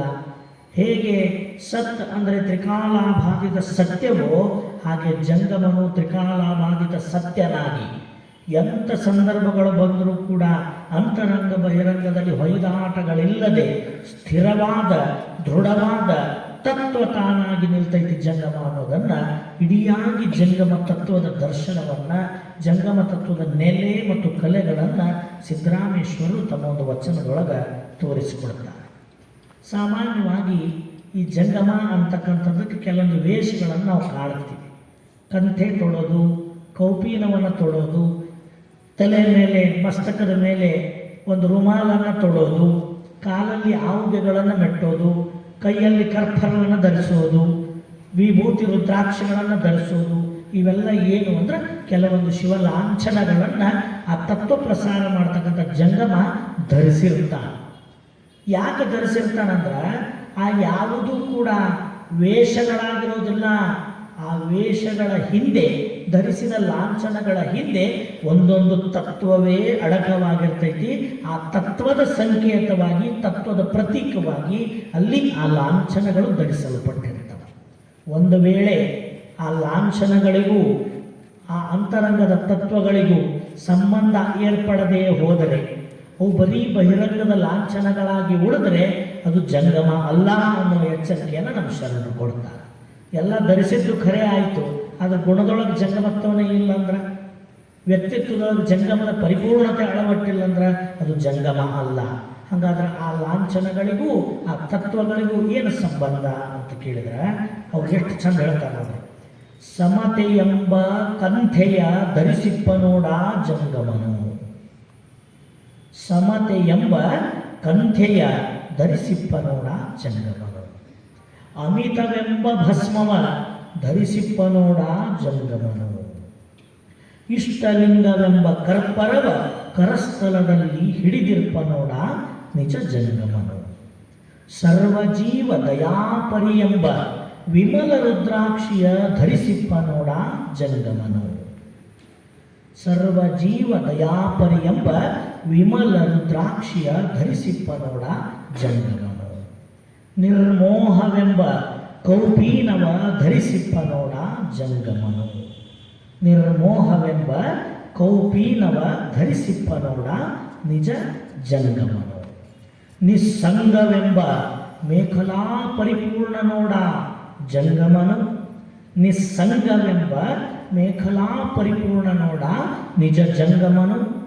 ಸಮ್ಮಾನವೇ ತನಗೆ ಕಿರೀಟವಾಗಿ, ಶುದ್ಧ ಜ್ಞಪ್ತಿಯೇ ಮಣಿಮುಕುಟವಾಗಿ ಧರಿಸಿಪ್ಪ ನೋಡ ನಿಜ ಜಂಗಮನು. ಸಮ್ಮಾನವೇ ಕಿರೀಟವಾಗಿ, ಶುದ್ಧ ಜ್ಞಪ್ತಿಯೇ ತನ್ನ ಮಣಿಮುಕುಟವಾಗಿ ಧರಿಸಿಪ್ಪ ನೋಡ ನಿಜ ಜಂಗಮನು. ನಿರಹಂಕಾರವೆಂಬುದೇ ಬಹಿರ್ವಾಸವಾಗಿಪ್ಪ ನೋಡ ಜಂಗಮನು. ನಿರಹಂಕಾರವೇ ತನ್ನ ಬಹಿರ್ವಾಸವಾಗಿಪ್ಪ ನೋಡ ನಿಜ ಜಂಗಮನು. ಹೀಗೆ ಪರಮಶಿವಯೋಗಿಯಾಗಿ ಚಲಿಸುತ್ತಿಪ್ಪ ನೋಡ ಕಪಿಲ ಸಿದ್ಧ ಮಲ್ಲಿಕಾರ್ಜುನನೆಂಬ ಮಹಾಜಂಗಮನು. ಕಪಿಲ ಸಿದ್ಧ ಮಲ್ಲಿಕಾರ್ಜುನನೆಂಬ ಮಹಾಜಂಗಮನು. ಜಂಗಮ ಅಂದ್ರೆ ಅವನೊಳಗೆ ಏನೆಲ್ಲ ಗುಣಗಳು, ಆ ಶರಣನೊಳಗೆ ಏನೆಲ್ಲ ಗುಣಗಳು ತೋರಿ ಬರ್ತವು ಅನ್ನೋದನ್ನು ಇಲ್ಲಿ ಸಿದ್ದರಾಮೇಶ್ವರ ತೋರಿಸಿಕೊಡ್ತಾರೆ. ಸಮತೆ ಎಂಬ ಕಂಥೆಯ ಧರಿಸಿಪ್ಪ ನೋಡ ಜಂಗಮನು. ಜಂಗಮನ ಗುಣ ಏನು ಅಂದ್ರೆ ಸಮತೆ. ಸಮತೆ ಏನದು ಸಮತೆ? ವಿಶ್ವದ ಸಕಲರನ್ನು ಶಿವಮಯ ಸ್ವರೂಪವಾದ ದೃಷ್ಟಿಯಿಂದ ಕಾಣೋದು ಜಂಗಮದ ಸಮತೆ. ವಿಶ್ವದ ಸಕಲ ಜೀವರಾಶಿಗಳಲ್ಲಿ ಭೇದವನ್ನೆಣಿಸದೆ ಎಲ್ಲರೂ ಪರಶಿವ ತತ್ವದ ಸ್ವರೂಪರೇ ಅಂತ ಕಾಣೋದು ಜಂಗಮದ ನಿಜವಾದ ಸಮತೆ. ತನ್ನ ಭಕ್ತರಲ್ಲಿ ಭೇದವನ್ನೆಣಿಸದೆ ಸರ್ವರೂ ತನ್ನ ಗುರು ಮಕ್ಕಳೆಂಬ ಭಾವದಿಂದ ನೋಡೋದೇ ಜಂಗಮದ ನಿಜ ಸಮತೆ. ಇದನ್ನು ಮೀರಿ ಹೇಳೋದಾದರೆ ಸಿದ್ದರಾಮೇಶ್ವರರೇ ಒಂದು ಕಡೆಗೆ ಹೇಳ್ತಾರೆ, ಆರೇನಂದರೂ ಓರಂತಿಪ್ಪುದೇ ಸಮತೆ. ಆರು ಜರಿದವರೆನ್ನ ಮನದ ಕಾಳಿಕೆಯ ಕಳೆದರೆಂಬುದೇ ಸಮತೆ. ಆರು ಸ್ತುತ್ಯವ ಮಾಡಿದವರೆನ್ನ ಜನ್ಮ ಜನ್ಮದ ಹೊಗೆಗಳೆಂಬುದೇ ಸಮತೆ. ಕಪಿಲ ಸಿದ್ಧ ಮಲ್ಲಿಕಾರ್ಜುನ ನಿನ್ನವರ ನೀನೆಂಬುದೇ ನಿಜವಾದ ಸಮತೆ. ಸಮತೆ ಯಾವುದಪ್ಪ ಸಮತೆ ಅಂದ್ರೆ, ಆರೇನಂದರೂ ಓರಂತಿಪ್ಪುದೇ ಸಮತೆ. ಇದು ಜಂಗಮನ ದೊಡ್ಡ ಗುಣ. ಇದು ಜಂಗಮ ಹೆಂಗಿರಬೇಕು ಅಂದ್ರೆ, ಆರೇನಂದರೂ ಓರಂತಿಪ್ಪುದೇ ಸಮತೆ. ನೀನು ಗುರುವಾಗು, ಜಂಗಮಾಗು, ಅನುಭಾವಿಯಾಗು, ಸಾಮಾನ್ಯ ಲೌಕಿಕನಾಗಿ ಆದರೂ ಇದು ಈ ಪ್ರಪಂಚದೊಳಗೆ ಭವದೊಳಗೆ ಬಂದು ನಾವು ಬದುಕಾಕತ್ತೀವಿ ಅಂದ ಮೇಲೆ ನೀವೆಷ್ಟು ಒಳ್ಳೆಯ ಕೆಲಸ ನಾವು ಮಾಡಿ ಒಂದು ಸಹಿತ ಅದಕ್ಕೂ ಒಂದು ಕಮೆಂಟ್ ಇರ್ತೈತಿ, ಇದು ಚಲೋ ಇದು ಕೆಟ್ಟ ಅಂತ ಎಲ್ಲ ಮಾತಾಡುತ್ತಾರೆ. ಈ ಪ್ರಪಂಚದೊಳಗೆ 10 ಮಾತುಗಳು ಬರ್ತಾವೆ. ನಾವೆಷ್ಟು ಒಳ್ಳೆಯವರಾಗಿದ್ರೂ ಬರ್ತಾವು, ಕೆಟ್ಟವರಾಗಿದ್ರೂ ಬರ್ತಾವೆ. ಹಂಗೆ ಜಂಗಮಾದನ ಅಂದ್ರೆ ಜಂಗಮವನ್ನು ಜಗತ್ತು ಬಿಟ್ಟೈತೇನೋ, ಆ ಜಂಗಮನ ಕುರಿತಾಗಿಯೂ ಕೂಡ ಅಪಹಾಸ್ಯ ಮಾಡೋರದರ.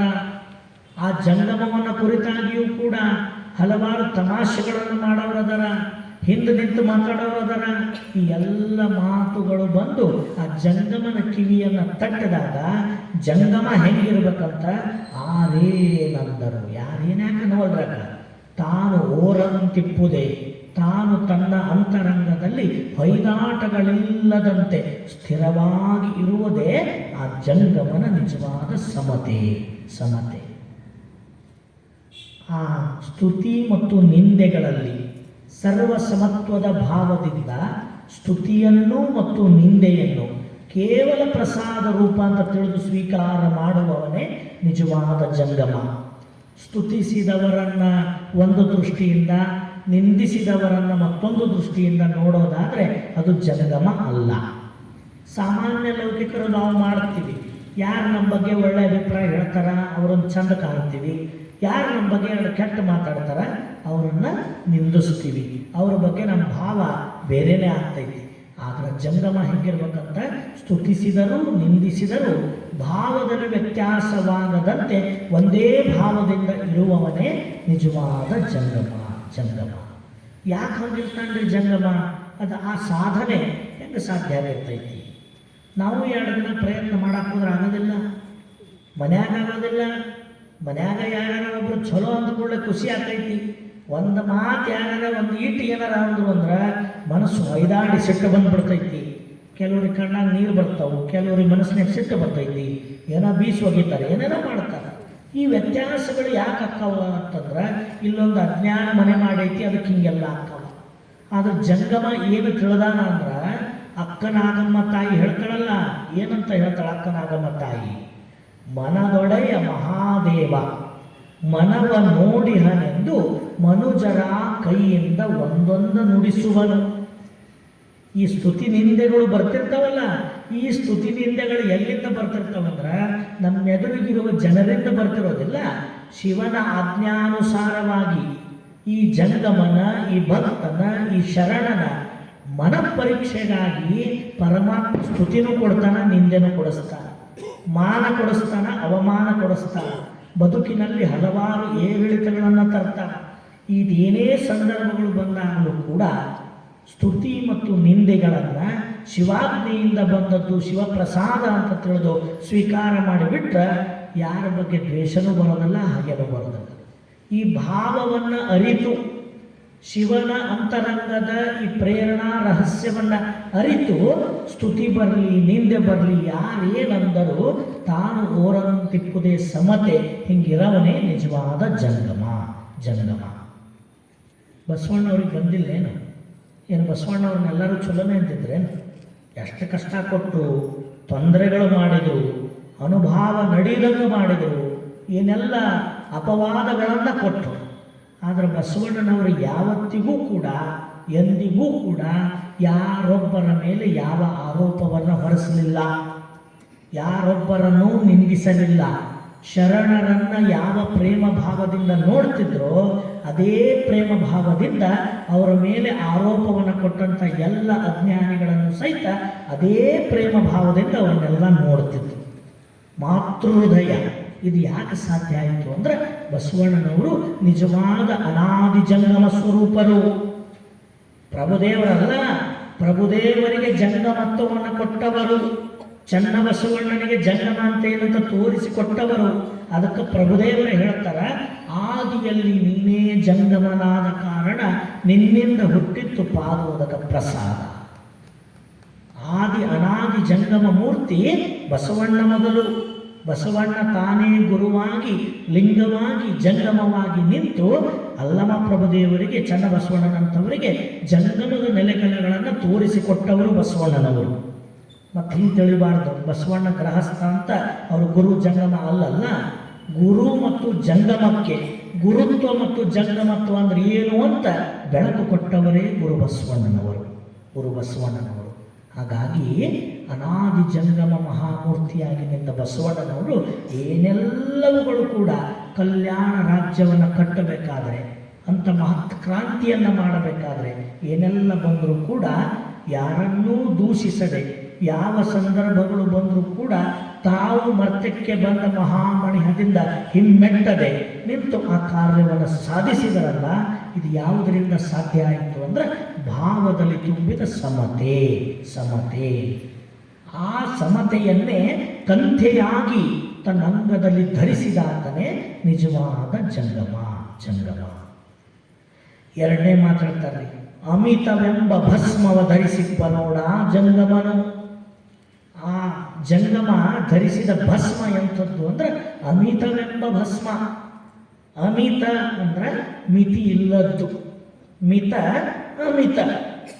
ಈ ಪ್ರಪಂಚದೊಳಗ ಎಲ್ಲದಕ್ಕೂ ಒಂದು ಮಿತಿ ಇದೆ, ಇತಿ ಇದೆ.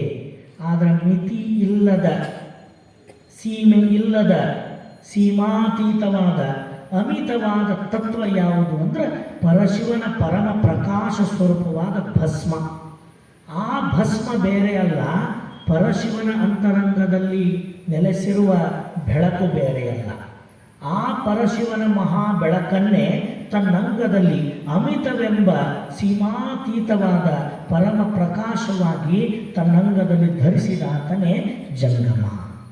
ಅದು ಯಾಕಂತ ಭಸ್ಮ ಅಂದ್ರೆ ತನ್ನ ಅಂತರಂಗದ ಕರಣಗಳ ಕತ್ತಲೆಯನ್ನು ಅಮಿತವೆಂಬ ಭಸ್ಮದಿಂದ ಕಳೆದುಕೊಂಡಾತನೇ ಜಂಗಮ. ಕರಣಗಳಲ್ಲಿ ನೆಲೆಸಿರುವ ಅಜ್ಞಾನವನ್ನು ಅಮಿತವೆಂಬ ಭಸ್ಮವನ್ನು ಧರಿಸಿ ಕಳೆದುಕೊಂಡಾತನೇ ನಿಜವಾದ ಜಂಗಮ. ಹಾಗಾಗಿ ಅಮಿತವೆಂಬ ಭಸ್ಮವ ಧರಿಸಿಪ್ಪ ನೋಡ ನಿಜ ಜಂಗಮನು. ಇದಕ್ಕಿನ್ನೂ ವಿಸ್ತಾರವಾದ ಅನುಭವ ಇದೆ. ಆದರೆ ವಿಭೂತಿ ತತ್ವ ನೋಡುವಾಗ ಅದರ ಪೂರ್ಣವಾದ ಅಮಿತವೆಂಬ ಭಸ್ಮ ಅಂದ್ರೆ ಏನಂತ ವಿಭೂತಿ ತತ್ವ ನೋಡುವಾಗ ಚಿಂತನೆ ಮಾಡೋಣ. ಮುಂದೆ ಹೇಳ್ತಾರ, ಇಷ್ಟಲಿಂಗವೆಂಬ ಕರ್ಪರವ ಕರಸ್ಥಲದಲ್ಲಿ ಹಿಡಿದಿಪ್ಪ ನೋಡ ಜಂಗಮನು. ಕರ್ಪರ ಅಂದ್ರೆ ಏನು?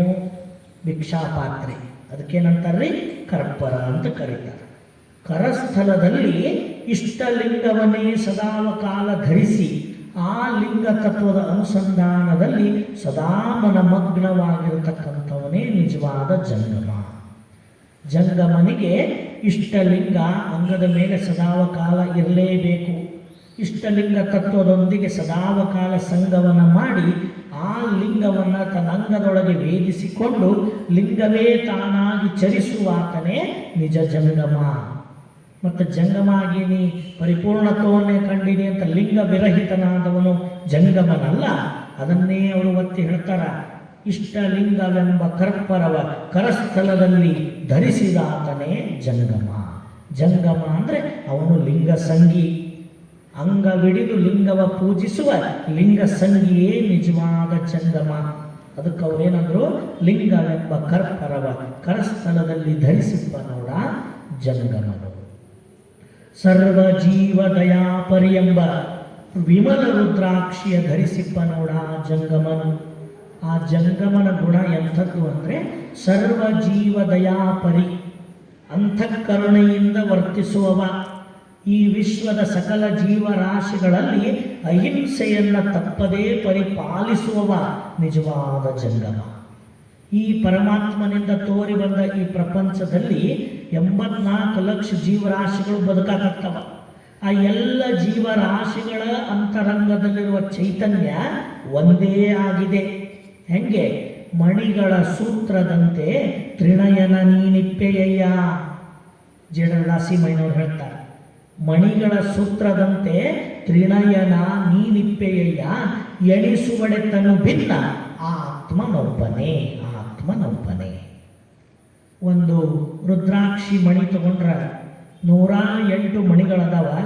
108 ಮಣಿಗಳಿಗೆ 108 ಸೂತ್ರಗಳು ಇಲ್ಲ. 108 ಮಣಿಗಳನ್ನು ಏಕಕಾಲಕ್ಕೆ ಬಂಧಿಸಿ ಮಾಲೆಯಾಗಿ ಮಾಡಿರ್ತಕ್ಕಂಥ ಸೂತ್ರ ಮಾತ್ರ ತಾನು ಒಂದೇ. ಎಣಿಸಿದರೆ 108 ಮಣಿಗಳು, ಆದರೆ ಸೂತ್ರ ಮಾತ್ರ ಒಂದೇ. ಪೋಣಿಸಿದ ದಾರ ಒಂದೇ. ಹಾಗೆ ಎಣಿಸ್ತಾ ಹೋದರೆ ಈ ದೇಹಗಳು ಬಹಳಷ್ಟದವ. ಆದರೆ ಎಲ್ಲ ದೇಹಗಳನ್ನು ಆವರಿಸಿರುವ, ಎಲ್ಲ ದೇಹಿಗಳೊಳಗೆ ದೇಹಿಯಾಗಿ ನೆಲೆಸಿರುವ ಪರಮಾತ್ಮ ನೀನು ಒಬ್ಬನೇ, ನೀನು ಒಬ್ಬನೇ. ಹಾಗಾದ್ರೆ ಎಲ್ಲ ಜೀವರಾಶಿಗಳನ್ನು ಆವರಿಸಿರುವ ಪರವಸ್ತು ಪರಮಾತ್ಮ ಒಬ್ಬನೇ ಆಗಿರ್ಬೇಕಾರ ಮತ್ತು ಯಾರಿಗೆ ನೋವು ಮಾಡಿದ್ರು ಅದು ನಮ್ಮ ನೋವೇ ಅಲ್ಲ. ಎಲ್ಲರೊಳಗಿರೋ ಪ್ರಾಣ ನನ್ನ ಪ್ರಾಣನೇ, ನನ್ನ ಪ್ರಾಣವೇ ಎಲ್ಲರೊಳಗೂ ಐತಿ. ಎಲ್ಲರೊಳಗೆ ತುಂಬಿ ತೋರುವ ಶಿವನೇ ನನ್ನೊಳಗದನ, ನನ್ನೊಳಗಿರೋ ಶಿವನೇ ಜಗತ್ತಿನ ತುಂಬೆಲ್ಲ ಅದನ. ಹಂಗಾದ್ರೆ ಯಾರಿಗಾರ ನಾವು ನೋವು ಮಾಡಿದ್ರೆ ಅದು ನಮ್ಮ ನೋವೇ, ಅದು ಶಿವನಿಗೆ ಮಾಡಿದ ನೋವು. ನಾವು ತಿಳಿತೀವಿ ಅವ್ರಿಗೆ ನೋವು ಕೊಟ್ವಿ, ಇವ್ರಿಗೆ ಕೊಟ್ವಿ, ಇಲ್ಲ. ನಮಗೆ ತೋರಾಕ ವ್ಯಕ್ತಿಯಾಗಿ ಮತ್ತೊಬ್ಬರು ತೋರಿದ್ರು ಅದನ್ನು ಒಳಗಡೆ ಇದ್ದು ಆ ನೋವನ್ನು ಅನುಭವಿಸೋ ಶಿವ ಮಾತ್ರ ಒಬ್ಬನೇ ಅದನ, ಒಬ್ಬನೇ ಅದನ. ಹಾಗಾದ್ರೆ ನಾವು ಯಾರ ಜೀವಕ್ಕಾದರೂ ಹಾನಿ ಮಾಡಿದರೆ, ಯಾರ ಬದುಕಿಗಾದರೂ ನೋವನ್ನು ಕೊಟ್ಟರೆ ಅದು ಲಿಂಗದ ನೋವು, ಲಿಂಗದ ನೋವು. ಅದಕ್ಕೆ ಲಿಂಗವಂತ ಸದ್ಭಕ್ತರು ಅಂಗದ ಮೇಲೆ ಲಿಂಗವನ್ನು ಧರಿಸಿ ಪೂಜಿಸುವಾಗ ಯಾವ ಪ್ರಜ್ಞೆ ಜಾಗೃತವಾಗಿರ್ಬೇಕಂದ್ರೆ, ಯಾವ ಕೈಯಿಂದ ನಾವು ಲಿಂಗ ಪೂಜೆ ಮಾಡ್ತೀವಿ ಆ ಕೈಯಿಂದ ಯಾರಿಗೂ ನೋವನ್ನುಂಟು ಮಾಡಬಾರ್ದು. ನಾವು ನೋವು ಮಾಡಿದ್ವಿ ಅಂದ್ರೆ ಸ್ಪಷ್ಟವಾಗಿ ಅವ್ರು ಹೇಳ್ತಾರೆ, ಕೋಪಿ ಮಜ್ಜನ ಕೆರೆದರೆ ರಕ್ತದ ಧಾರೆ. ನಾವು ಕೋಪಿಗಳಾಗಿ ಪಾಪಿಗಳಾಗಿ ನೋವು ಕೊಡೋರಾಗಿ ಲಿಂಗಕ್ಕೆ ಮಜ್ಜನ ಎರೆದ್ವಿ ಅಂದ್ರೆ ಅದು ಮಜ್ಜನ ಅಲ್ಲಂತ, ಲಿಂಗದ ಮೇಲೆ ರಕ್ತದ ಧಾರೆ ಎರೆದಂತ, ಲಿಂಗಯ್ಯನ ಮೇಲೆ ರಕ್ತದ ಧಾರೆ ಎರೆದಂಗ. ಯಾಕಂದ್ರೆ ಇಲ್ಲಿ ಲಿಂಗ ಪೂಜೆ ಮಾಡೋದು, ಜಂಗಮದಲ್ಲಿ ದ್ರೋಹ ಮಾಡೋದು. ಈ ಲಿಂಗದ ಮುಖವಾಗಿ ಜಂಗಮ ಸ್ವರೂಪವಾಗಿ ಈ ಜಗತ್ತಿನ ಸಕಲ ಜೀವರಾಶಿಗಳಲ್ಲಿ ಅದೇ ಲಿಂಗಯ್ಯ ಇರಬೇಕಾದ್ರೆ ಈ ಜಂಗಮ ತತ್ವ ಹೆಂಗಿರಬೇಕು ಅಂದ್ರೆ ಅಹಿಂಸಾತ್ಮಕವಾಗಿರಬೇಕು. ಯಾರಿಗೂ ಎಂದಿಗೂ ಎಳ್ಳಷ್ಟು ನೋವನ್ನು ಕೊಡದಂತಿರಬೇಕು. ನಮ್ಮಿಂದ ಸುಖ ಕೊಡೋಕ್ಕಾಗದೆ ಹೋದ್ರೆ ಅಷ್ಟೇ ಹೊತ್ತು ದುಃಖವನ್ನು ಯಾರಿಗೂ ಎಂದಿಗೂ ನಾವು ಕೊಡಬಾರದು. ಯಾಕೆ ಕೊಡಬಾರದು ಅಂದ್ರೆ ನಾವು ಮಾಡಿದ ನೋವು, ನಾವು ಕೊಟ್ಟ ನೋವು ಖಂಡಿತ ಅದು ಮರಳಿ ನಮಗೆ ಬಹಳ ದೊಡ್ಡ ನೋವಾಗಿ ನಮ್ಮ ಮನೆಗೆ ಆಘಾತವನ್ನು ಕೊಟ್ಟೇ ಕೊಡುತ್ತದೆ. ಅದಕ್ಕೆ ಅವ್ರೇನಂತಾರ, ಒಬ್ಬರ ಮನವ ನೋಯಿಸಿ ಒಬ್ಬರ ಮನೆಯ ಘಾತವ ಮಾಡಿ ಗಂಗೆಯ ಮುಳುಗಿದರೇನೋ ಕಳಂಕ ಬಿಡದಾಯಿತಲ್ಲ. ಇಷ್ಟೆಲ್ಲ ನಾವು ಮಾಡಿ ಮತ್ತೆ ಲಿಂಗ ಪೂಜೆ ಮಾಡ್ತೀವಂದ್ರೆ ಆ ಪೂಜೆಗೆ ಏನು ಅರ್ಥನೇ ಇರೋದಿಲ್ಲ. ಅದಕ್ಕೆ ಯಾರ ಪ್ರಾಣಕ್ಕೂ ಯಾರ ಮನಕ್ಕೂ ನೋವನ್ನು ಕೊಡದಂತೆ ಸಕಲ ಜೀವರಾಶಿಗಳೊಂದಿಗೆ ಅತ್ಯಂತ ಸ್ನೇಹದಿಂದ ಪ್ರೇಮ ಭಾವದಿಂದ ವರ್ತಿಸುವಾತನೇ ನಿಜವಾದ ಜಂಗಮ. ಅದಕ್ಕೆ ಜಂಗಮನ ಮುಖ್ಯ ಲಕ್ಷಣ ಏನು ಅಂದರೆ ಸರ್ವ ಜೀವ ದಯಾಪರಿಯಾಗಿರಬೇಕು ಜಂಗಮ. ಎಲ್ಲ ಜೀವರಾಶಿಗಳನ್ನು ತನ್ನಂತೆ ಕಾಣಬೇಕು, ಅದು ಜಂಗಮ. ಯಾರ ಪ್ರಾಣಕ್ಕಾದ ನೋವನ್ನು ತನ್ನ ನೋವು ಅಂತ ತಿಳಿಬೇಕು, ಅದು ಜಂಗಮ. ಎಲ್ಲಾದರೂ ತೊಂದರೆಗಳಾದರೆ ಆ ತೊಂದರೆ ತನ್ನದು ಅಂತ ತಿಳಿದು ತಕ್ಷಣ ಸ್ಪಂದಿಸುವವನೇ ನಿಜವಾದ ಜಂಗಮ. ಈ ಗುಣ ಇಲ್ಲದೆ ನಾನು ಒಳ್ಳೆ ಲಿಂಗ ಪೂಜೆ ಮಾಡ್ತೀನಿ, ಬರೀ ತತ್ವ ಬೋಧೆ ಮಾಡ್ತೀನಿ ಅಂದರೆ ಅವ ಜಂಗಮ ಅಲ್ಲ. ಸರ್ವ ಜೀವ ದಯಾಪರಿಯಾಗಿ ಅಂತಃಕರುಣಿಯಾಗಿರ್ತಕ್ಕಂಥವನೇ ನಿಜವಾದ ಜಂಗಮ, ನಿಜವಾದ ಜಂಗಮ. ಮುಂದೆ ಅವನು ಹೇಳ್ತಾರೆ, ನಿಸ್ಸಂಗವೆಂಬ ಕೌಪೀನವ ನಿರ್ಮೋಹವೆಂಬ ಕೌಪೀನವ ಧರಿಸಿಪ್ಪ ನೋಡ ನಿಜ ಜಂಗಮನು. ಆ ಜಂಗಮನ ಕೌಪೀನ ಯಾವುದು ಅಂತ ಕೇಳಿದ್ರೆ ನಿರ್ಮೋಹವೇ ಆ ಜಂಗಮದ ನಿಜವಾದ ಲಕ್ಷಣ. ಸಂಸಾರ ವ್ಯವಹಾರಾದಿಗಳಲ್ಲಿ ಮೋಹ ಭಾವವನ್ನು ಹೊಂದಿದ್ರೆ ಅವನು ಲಿಂಗಮೋಹಿ ಆಗಿರ್ಲಿಕ್ಕೆ ಹೆಂಗೆ ಸಾಧ್ಯ? ಪರಮಾತ್ಮನನ್ನು ಮೋಹಿಸಬೇಕು ಒಂದು, ಈ ಕಡೆ ಈ ಸಂಸಾರ ಮೋಹಿಸಬೇಕು ಒಂದು. ಎರಡೂ ಹೆಂಗೆ ಮೋಹಿಸಕ್ಕೆ ಬರ್ತೈತಿ? ಹೆಂಗೆ ಬರ್ತೈತ್ರಿ ಎರಡೂ ಕಡೆಗೆ? ಇದೆಲ್ಲಿರಬೇಕು? ಭಕ್ತನ ಜಂಗಮನ ನಿಜವಾದ ಮೋಹ ಎಲ್ಲಿರ್ಬೇಕಂತ? ಪರಮಾತ್ಮನಲ್ಲಿ ಇರಬೇಕು. ಪರಮಾತ್ಮನನ್ನು ಯಾರು ಮೋಹಿಸ್ತಾರ ಅವರು ಲಿಂಗಾಂಗ ಸಾಮರಸ್ಯವನ್ನು ಹೊಂದುತ್ತಾರ. ಯಾರು ತನ್ನ ದೇಹವನ್ನು ಮೋಹಿಸ್ತಾರ, ದೇಹಕ್ಕೆ ಸಂಬಂಧಪಟ್ಟ ಸಂಸಾರ ಸಂಬಂಧಗಳಲ್ಲಿ ಮೋಹದಲ್ಲಿ ರತಿಯಲ್ಲಿ ತೊಡಗ್ತಾರ, ಅದನ್ನೇ ನಿಜ ಸುಖ ಅಂತ ಯಾರು ಭಾವಿಸಿ ಮೋಹಕ್ಕೊಳಗಾರ ಅವ್ರು ಹೆಂಗೆ ಜಂಗಮ ಆಗಕ್ಕೆ ಸಾಧ್ಯ? ಹಂಗಾರೆ ಜಂಗಮ ಅಂದರೆ ತನ್ನ ಸಂಸಾರ ವ್ಯವಹಾರ ಈ ಪ್ರಪಂಚದ ಭೌತಿಕ ವಸ್ತುಗಳ ಮೋಹದಿಂದ ಮುಕ್ತನಾದವನೇ ನಿಜವಾದ ಜಂಗಮ. ಎಷ್ಟಿದು ಮೋಹಿಸ್ತೈತಂದ್ರೆ ಕಂಡದ್ದೆಲ್ಲದರ ಮೇಲೆ ಮೋಹ ಹಾಕೈತಿ. ಹಿಂಗೆ ಹೋಗೋವಾಗ ಏನು ಚಂದ ಕಾಣ್ತೈತಿ, ನಮ್ಮ ಮನೆಯಾಗಿರ್ಬೇಕು. ಕಂಡದ್ದೆಲ್ಲ ನಮ್ಮ ಮನೆಯಾಗಿರಬೇಕು. ಯಾಕಿರಬೇಕು? ಅದ್ರ ಮೇಲೆ ಒಂಥರ ಮೋಹ ಬೆಳೆಸ್ಕೊಂಡಿರುತ್ತೆ. ಇನ್ನು ಮನೆಯಾಗಿದ್ದದ್ದು ನನ್ನ ಬಿಟ್ಟು ಎತ್ತಾಗೂ ಹೋಗಬಾರ್ದು, ಅದು ಯಾವತ್ತೂ ನನ್ನದಾಗೇ ಇರಬೇಕು. ಇದು ಮೋಹ. ಅತಿಯಾದ ಕಾಮ, ಅತಿಯಾದ ಮೋಹ ಎಲ್ಲಿರಬೇಕಂತ ಇರಬಾರ್ದು ಅನ್ನೋದಲ್ಲವರು ಇರಬೇಕು. ಅದು ನಿನ್ನ ಲಿಂಗದಲ್ಲಿರಬೇಕು. ಅದು ನಿನಗೆ ಸುಖ ಫಲಪ್ರದವಾಗಿರ್ತೈತಿ. ನೀನು ಹೊರಗೆ ಮೋಹಿಸಿದಪ್ಪ ಅಂದ್ರೆ ಖಂಡಿತ ನೀನು ದುಃಖಿಯಾಗಿಯೇ ಬದುಕ್ತೀಯ, ಎಂದಿಗೂ ಸುಖಿಯಾಗಕ್ಕೆ ಸಾಧ್ಯ ಇಲ್ಲ. ಯಾರಾದರೂ ಅದಾರಂದರೆ ಮತ್ತು ಪ್ರಪಂಚದೊಳಗೆ ಭೌತಿಕ ಐಹಿಕ ಸುಖ ಭೋಗಗಳನ್ನು ಮೋಹಿಸಿ ಸುಖವಾಗಿ ಅದಿದೆ ಅಂತ ಹೇಳಿದವರು ಒಬ್ಬರ ಇದ್ರಿ ಜಗತ್ತಿನ ತೋರಿಸಿ. ಎಲ್ಲರೂ ದುಃಖಿಗಳೇ. ಯಾಕ? ಬಿತ್ತು ಹೋಗೋದನ್ನು ಮೋಹಿಸಿದ್ರೆ ಮತ್ತು ಅದು ಬಿತ್ತು ಅಂದ್ರೆ ಮತ್ತು ದುಃಖ ಆಗಕ್ಕೆ ಒಲ್ಲಂದಿತ್ತೇನು? ಈ ಪ್ರಪಂಚದ ಸೃಷ್ಟಿ ಎಲ್ಲವೂ ನಾಶ ಆಕೈತಿ. ಆದರೆ ಅವಿನಾಶಿ ಸತ್ಯ ಲಿಂಗ ಒಂದೇ. ಆ ಲಿಂಗ ಒಂದನ್ನೇ ನಂಬಿ ಅದನ್ನೇ ಮೋಹಿಸಿದರೆ ನಾವಿರೋಕ್ಕಿಂತ ಮೊದಲು ಲಿಂಗ ಇತ್ತು, ನಾವಿರೋ ತನಕನೂ ಇರ್ತೈತಿ, ನಾವು ಆ ಕಡೆ ಸರಿದರೂ ಲಿಂಗ ಇರ್ತೈತಿ. ಹಾಗಾಗಿ ನಮಗೆಂದಿಗೂ ದುಃಖ ಬರೋದಿಲ್ಲ. ಸದಾವ ಕಾಲ ಸುಖದ ಅನುಭವವನ್ನು ಕೊಡುವ ನಿಜ ಸುಖದ ಸೆಲೆ ಯಾರು ಅಂದ್ರೆ ಲಿಂಗಯ್ಯ ಒಬ್ಬನೇ. ಆ ಲಿಂಗವನ್ನೇ ಮೋಹಿಸಬೇಕು. ಈ ಸಂಸಾರ ಭೌತಿಕ ವಸ್ತು ವ್ಯಕ್ತಿಗಳ ಮೇಲೆ ಮೋಹ ಇಟ್ಟವ ಎಂದಿಗೂ ಜಂಗಮನಲ್ಲ. ನಿರ್ಮೋಹಿಯಾದಾತನೇ ನಿಜ ಜಂಗಮ, ನಿಜ ಜಂಗಮ. ಮುಂದೆ ಹೇಳ್ತಾರೆ ನೋಡ್ರಿ, ಎಷ್ಟು ಚಂದ ಹೇಳ್ತಾರೆ. ನಿಸ್ಸಂಗವೆಂಬ ಮೇಖಲಾ ಪರಿಪೂರ್ಣ ನೋಡ ನಿಜ ಜಂಗಮನು. ಶಬ್ದ ಹೊಸದಲ್ಲ ಇದು. ಮೇಖಲಾ ಪರಿಪೂರ್ಣ. ನಿಸ್ಸಂಗ ಅಂದ್ರೆ ಅರ್ಥ ಆಕೈತಿ. ಯಾವ? ಈ ಅಂಗದ ಸಂಘ, ಅಂಗಕ್ಕೆ ಸಂಬಂಧಪಟ್ಟ ಸಂಸಾರದ ಸಂಘ. ಈ ಸಂಘವನ್ನು ಕಳಕೊಂಡು ಲಿಂಗ ಸಂಗಿಯಾದಾತನೇ ಜಂಗಮ. ಇಲ್ಲಿ ಸಂಘ ಮಾಡಕತ್ತೀವಲ್ಲ ನಾವು, ಇಂದ್ರಿಯಗಳ ಸಂಘ ಐತಿ, ಅಂತಃಕರಣಗಳ ಸಂಘ ಐತಿ, ಮನಬುದ್ಧಿಗಳ ಸಂಘ ಐತಿ, ಇನ್ನು ಹೊರಗೊಂದಷ್ಟು ಸಂಘದವ. ಈ ಎಲ್ಲ ಸಂಘಗಳಲ್ಲಿ ನಿಸ್ಸಂಗಿಯಾಗಿ ಮೇಖಲಾ ಪರಿಪೂರ್ಣ. ಮೇಖಲಾ ಅಂದ್ರೆ ಸರ್ವತ್ರ ಸ್ವತಂತ್ರ. ಇಲ್ಲೆಲ್ಲ ಸಂಘಗಳ ಬಂಧನವನ್ನು ಕಳಕೊಂಡು ಸರ್ವತ್ರ ಸ್ವತಂತ್ರನಾಗಿರ್ತಕ್ಕಂಥವನೇ ನಿಜವಾದ ಜಂಗಮ. ಈ ಸಂಘಗಳಲ್ಲಿ ತನ್ನನ್ನು ತೊಡಗಿಸಿಕೊಂಡವ ಜಂಗಮ ಅಲ್ಲ. ಅದಕ್ಕೆ ಹೆಂಗೆ ಹೇಳ್ತಾರವರು? ಅಂಗ ಸಂಗಿಯಾದವನಿಗೆ ಲಿಂಗ ಸಂಘವಿಲ್ಲ, ಲಿಂಗ ಸಂಗಿಯಾದವನಿಗೆ ಅಂಗ ಸಂಘವಿಲ್ಲ. ಅಂಗ ಸಂಘವೆಂಬುದೇ ಅನಾಚಾರ, ಲಿಂಗ ಸಂಘವೆಂಬುದೇ ಸದಾಚಾರ. ಅಂಗ ಸಂಘ ಮಾಡದವನಿಗೆ ಲಿಂಗ ಸಂಘ ಸಾಧ್ಯ ಆಗೋದಿಲ್ಲ. ಲಿಂಗ ಸಂಘವನ್ನು ಮಾಡಿದವನಿಗೆ ಅಂಗ ಸಂಘವೆಂಬುದರ ನಂಟಿಲ್ಲ. ಅಂಗ ಸಂಘ ಅನ್ನೋದೇ ಅನಾಚಾರಕ್ಕೆ ದಾರಿ ಮಾಡುವಂಥದ್ದು. ನೋಡಬಾರದು ನೋಡಕ್ಕೆ ಹಚ್ಚೋದು, ತಿನ್ನಬಾರದು ತಿನ್ನಕ್ಕೆ ಹಚ್ಚೋದು, ಹೋಗಬಾರ್ದಲ್ಲಿ ಹೋಗಕ್ಕೆ ಹಚ್ಚೋದು ಯಾವುದು? ಅಂಗಸಂಗ. ಇಂಥ ಅಂಗಸಂಗದ ವ್ಯಾಮೋಹವನ್ನು ನಿವೃತ್ತ ಮಾಡಿಕೊಂಡು ಕೇವಲ ಲಿಂಗ ಸಂಘದಲ್ಲಿ ತಲ್ಲೀನನಾದವನೇ ನಿಜವಾದ ಜಂಗಮ. ಅದಕ್ಕೆ ಅವನಿಗೆ ಮೇಖಲಾ ಪರಿಪೂರ್ಣ, ಸರ್ವತ್ರ ಸ್ವತಂತ್ರನಾಗಿ ಪರಿಪೂರ್ಣತ್ವದ ನೆಲೆಯಲ್ಲಿ ಉಳಿದಾತನೇ ನಿಜವಾದ ಜಂಗಮ. ಸುಮ್ಮಾನವೇ ಕಿರೀಟವಾಗಿ ಶುದ್ಧ ಜ್ಞಪ್ತಿಯೇ ತನ್ನ ಮಣಿಮುಕುಟವಾಗಿ ಧರಿಸಿಪ್ಪಾತನೇ ನಿಜ ಜಂಗಮ. ಹೊಸ ಶಬ್ದ ನೋಡ್ರಿ. ಸುಮ್ಮಾನ ಅಂದರೆ ಪರಿಪೂರ್ಣ ಸಮೃದ್ಧವಾದ ಜ್ಞಾನ, ಅದು ಸುಮ್ಮಾನ ಅಂತ ಕರೀತಾರೆ.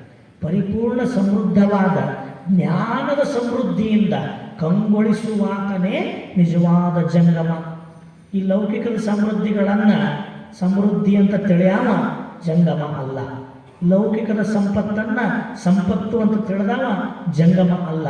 ಈ ಎಲ್ಲ ಸಂಪತ್ತನ್ನು ಮೀರಿ ಪರಮಾರ್ಥವನ್ನೇ ನಿಜ ಸಂಪತ್ತು ಅಂತ ತಿಳಿದವನೇ ನಿಜ ಜಂಗಮ. ಭೂಮಿ ನಿನ್ನದಲ್ಲ, ಹೇಮ ನಿನ್ನದಲ್ಲ, ಕಾಮಿನಿ ನಿನ್ನವಳಲ್ಲ. ಇವು ಮೂರು ಜಗಕ್ಕಿಕ್ಕಿದ ವಿಧಿ. ನಿನ್ನದೆಂಬುದು ಜ್ಞಾನ ರತ್ನ. ಆ ದಿವ್ಯ ರತ್ನವ ಕೆಳಗೊಡದೆ ಅಲಂಕರಿಸಿದೆಯಾದರೆ ನಿನಗಿಂತ ಸಿರಿವಂತರಾರೂ ಇಲ್ಲ ಕಾಣ ಎಲೆ ಮನವೇ ಅಂತೇನು ಪ್ರಭುದೇವರು ಹೇಳಿದ್ರಲ್ಲ. ಹಿಂಗೆ ಈ ಲೌಕಿಕದ ಎಲ್ಲ ಸಂಪತ್ತು ಭೋಗ ವಿಲಾಸಗಳನ್ನು ಕಳ್ಕೊಂಡು ಅವೆಲ್ಲವುಗಳ ನಶ್ವರತೆಯನ್ನು ಮನಗಂಡು ಅವುಗಳ ಬಗ್ಗೆ ಉದಾಸೀನ ಭಾವವನ್ನು ತಾಳಿ ನಿಜವಾದ ಸಮೃದ್ಧಿ ಯಾವುದು ಅಂದರೆ ಸ್ವರೂಪ ಜ್ಞಾನವೇ ನಿಜವಾದ ಸಮೃದ್ಧಿ. ಆ ಸಮೃದ್ಧವಾದ ಜ್ಞಾನದಲ್ಲಿ ಪರಿಪೂರ್ಣನಾದವನೇ ನಿಜ ಜಂಗಮ. ಮುಂದೊಂದು ಶಬ್ದ ಹೇಳ್ತಾರೆ, ಶುದ್ಧ ಜ್ಞಪ್ತಿಯೇ ಮಣಿಮುಕುಟವಾಗಿ ಧರಿಸಿದಾತನೇ ಜಂಗಮ. ಶುದ್ಧ ಜ್ಞಪ್ತಿ ಅಂದ್ರೆ ಶುದ್ಧ ಪ್ರಜ್ಞೆ. ಅದಕ್ಕೆ ಏನಂತಾರ್ರಿ? ವಿವೇಕ ಅಂತ ಕರೀತಾರೆ. ಶುದ್ಧ ಪ್ರಜ್ಞೆಗೆ ವಿವೇಕ ಅಂತ ಕರೀತಾರೆ.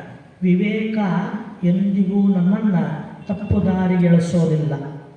ಚಿತ್ತ, ಬುದ್ಧಿ, ಅಹಂಕಾರ, ಮನ ಇವುಗಳಿಗೆ ಸಂಸ್ಕಾರವಿಲ್ಲದೆ ಹೋದಾಗ ಅವು ನಮ್ಮನ್ನು ಹಾದಿ ತಪ್ಪಿಸೋ ಕೆಲಸ ಮಾಡುತ್ತಾವೆ. ಬುದ್ಧಿ ದುರ್ಬುದ್ಧಿ ಆಕೈತಿ, ಚಿತ್ತ ಚಂಚಲ್ಯಕ್ಕೊಳಗಾಕೈತಿ, ಅಹಂಕಾರ ಹೊಂಕರಿಸ್ತೈತಿ. ಆದರೆ ವಿವೇಕವೊಂದು ಮಾತ್ರ ಎಲ್ಲವನ್ನ ಸರಿದಾರಿಗೆ ತರುವಂಥದ್ದು, ಸತ್ಯಾಸತ್ಯತೆಗಳ ವಿಚಾರವನ್ನು ಮಾಡಿಸುವಂಥದ್ದು, ಯಾವುದು ಸರಿ ಯಾವುದು ತಪ್ಪು ಅಂತ ತೋರಿಸೋದು ಅದು ಶುದ್ಧ ಜ್ಞಪ್ತಿಯೇ.